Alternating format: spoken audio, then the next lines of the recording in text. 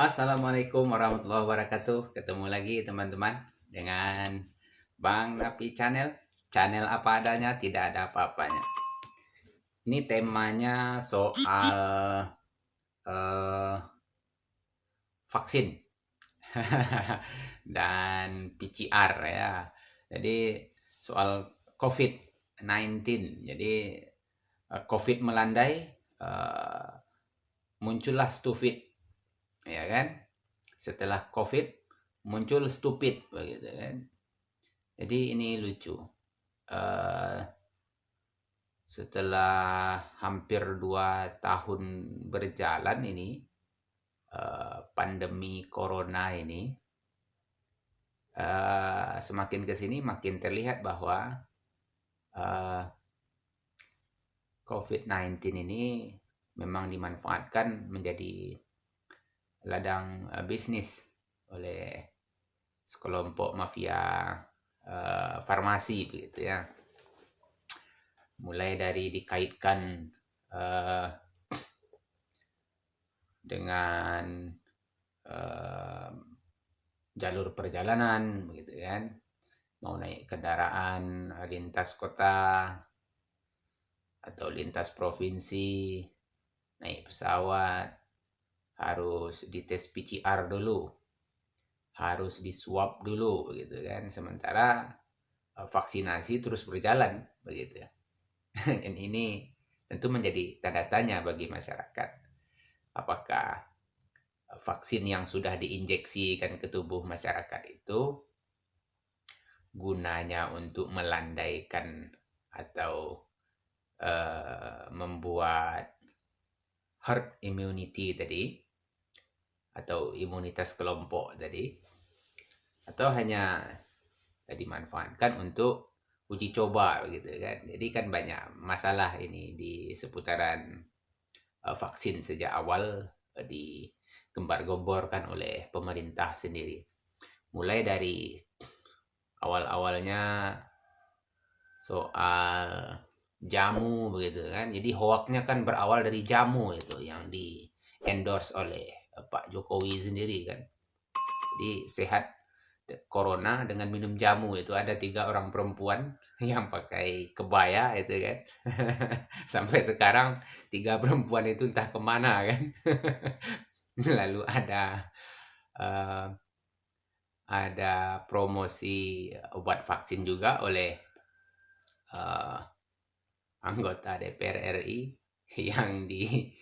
yang di endorse oleh Gerindra awalnya. Itu tokoh-tokohnya termasuk PDIP, ada Dasko di sana, ada Puan Maharani di sana. Kemudian setelah ini dibuktikan oleh para analis, para peneliti obat-obatan ini, bahwa ya jamu tidak akan mengobati, eh, tidak akan membunuh virus corona gitu kan. Tapi untuk meningkatkan imunitas, minum jamu bagus, makan obat bagus kan begitu. Tentu obat-obatan yang cocok dengan penyakit yang diderita oleh orang per orang begitu kan. Tidak semuanya cocok orang minum jamu, dan tidak semuanya juga orang cocok minum obat. Tentu harus diidentifikasi dulu, harus diteliti dulu dia punya penyakit apa, yang diidap apa begitu kan. Nah, ini menariknya. Makin ke sini makin terlihat bahwa eh, vaksin bahkan dikaitkan dengan urusan administrasi negara gitu kan. Nah, ini ada berita-berita populer beberapa hari ini terkait bisnis rute penerbangan tanpa kartu vaksin. Kemudian naik pesawat wajib PCR. Anggota DPR khawatir publik pikir vaksin cuma bisnis. Ya memang bisnis. Jadi Bahkan dari harganya yang hampir 1 jutaan, bahkan lebih 1 jutaan kemarin itu, sekarang sudah diobral 85 ribuan kan, 75 ribuan. Dan itu di papan reklame, papan promonya dibikin besar-besar di banyak apotik itu di kota-kota itu. Jadi teman-teman, setelah COVID ini muncul stupid itu, eh, sepertinya memang tidak terbantahkan, karena sedari awal ini kan bukan soal kita percaya konspirasi atau tidak begitu kan, karena ini kan ada semacam proyek jangka panjang bagi mafia farmasi begitu kan, sehingga dengan menyebar ketakutan itu eh, di benak masyarakat tertanam bahwa hanya dengan vaksin lah awalnya kan begitu corona ini akan habis. Ternyata tidak. Setelah divaksin masih berujung PCR kan, swab test dan lain sebagainya, termasuk karantina dan lain sebagainya. Nah, ini kan sudah banyak keluhan. Nah, ini ada berita dari idntimes.com. 9 orang ini jadi miliarder karena bisnis vaksin COVID. Coba bayangkan. Lalu ada jualan vaksin tindakan biadab. Vaksinasi ada baroindo.id, vaksinasi COVID-19, kepentingan kemanusiaan atau bisnis. Ini ya dari judul-judul saja sudah bisa kita tebak kemana arah beritanya. Bahwa vaksin itu diedarkan ya bukan untuk menekan jumlah penyebaran virus begitu, tetapi ini adalah ya proyek mafia farmasi. Jadi dalam tanda kutip ya kita duga begitu, karena ini ada banyak bukti yang dirilis bahwa di masa pandemi ini tidak saja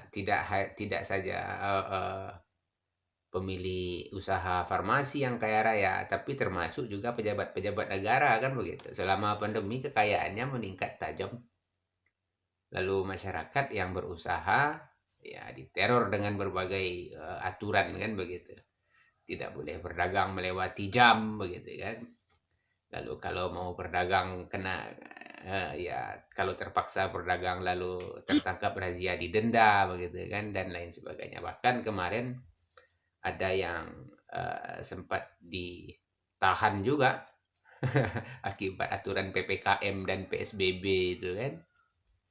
Jadi otaknya negara ini memang sudah tidak jelas, otaknya pemerintah ini sudah tidak jelas dengan vaksin. Datang hari-hari besar keagamaan, mulai para scaremonger ini, para penyebar ketakutan ini menyebarkan propaganda isu lagi bahwa hati-hati peningkatan pandemi kan begitu. Ada klaster ini, klaster itu meningkat di sini, meningkat begitu di klaster-klaster keagamaan. Sementara ketika ada konser seperti di PON Papua kemarin, PON 20 Papua kemarin, itu konsernya sudah terbuka, sudah jingkrak-jingkrak kan.